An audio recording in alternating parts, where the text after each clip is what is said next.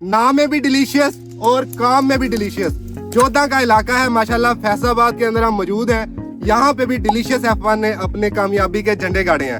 हमारे साथ हमारे बहुत ही अच्छे फार्मर मिंबर जान, जो कि चुकंदर की काश्त के लिए पूरे फैसलाबाद के अंदर जाने जाते हैं। हम मिंबर जान साहब से पूछते हैं कि ये डिलीशियस F1 इन्हें किस तरह मुनाफा दे रहा है फील्ड के अंदर। जी मिंबर जान। माशाल्लाह जी, ये बहुत चुकंदर मुनाफा बख्श फसल आ ਤੇ 100 ਰੁਪਏ ਦਾ ਵੀ ਇੱਕ 5 ਦਾਣਿਆਂ ਦਾ ਗੁੱਟਾ ਵਿਕਦਾ ਰਿਹਾ ਵਾ।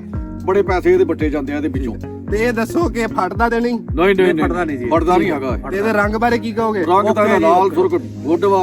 ਠੀਕ ਹੈ। ਅੱਛਾ ਅਬਦੁਲ ਅਜ਼ੀਜ਼ ਭਾਈ, ਕਿੰਨੇ ਅਰਸੇ ਵਾਸਤੇ ਤੁਸੀਂ ਇਹਨੂੰ ਸਟੋਰ ਕਰ ਸਕਦੇ ਹੋ? ਅਲਹਮਦੁਲਿਲਾ ਅਸੀਂ ਇਹਨੂੰ ਸਟੋਰ ਕੀਤਾ, ਤਕਰੀਬਨ ਅਸੀਂ ਇਹਨੂੰ 4 ਤੋਂ 6 ਮਾਹ तक स्टोर रखा। ठीक है। और बिल्कुल भी एक दाना भी पूरे हमारे जो स्टॉक जितना भी हमने स्टोर किया, एक दाना भी खराब नहीं होता, तकरीबन 4 से 6 माह की तरह नहीं। जी हमारे NSA साहब जो कि पूरे पाकिस्तान के अंदर इसका सीड सप्लाई करते हैं, मार्केट वैल्यू के हिसाब से आपको बताएंगे इसके बारे में। जी मार्केट वैल्यू के हिसाब से इस कलर और इस शेप का और कोई भी मार्केट में अभी तक हमने चुकंदर नहीं देखा।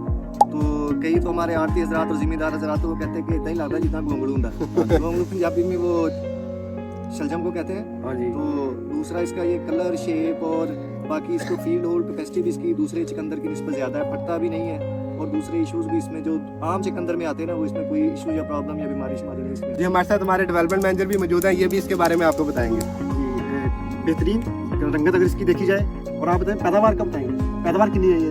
ਪੈਦਾਵਾਰ ਇਹਦੀ ਬਹੁਤ ਆ ਜਾਂਦੀ ये कितों काश्त कीता सीगा? ਇਹਨੂੰ ਅੱਜ 55 ਦਿਨ ਹੋ ਗਏ। 55 दिन। हमारे साथ हमारे फार्मर भी मौजूद हैं, ये आपको इस बात की गवाही देंगे। ਇਹਨੂੰ 55 ਦਿਨ ਹੋ ਗਏ ਜੀ ਇਹਨਾਂ ਨੂੰ ਬੀਜਿਆਂ ਨੂੰ, ਤੇ ਅਸੀਂ ਮਾਸ਼ਾਅੱਲਾ 10 ਦਿਨ ਹੋ ਗਏ ਪਟਦਿਆਂ ਨੂੰ।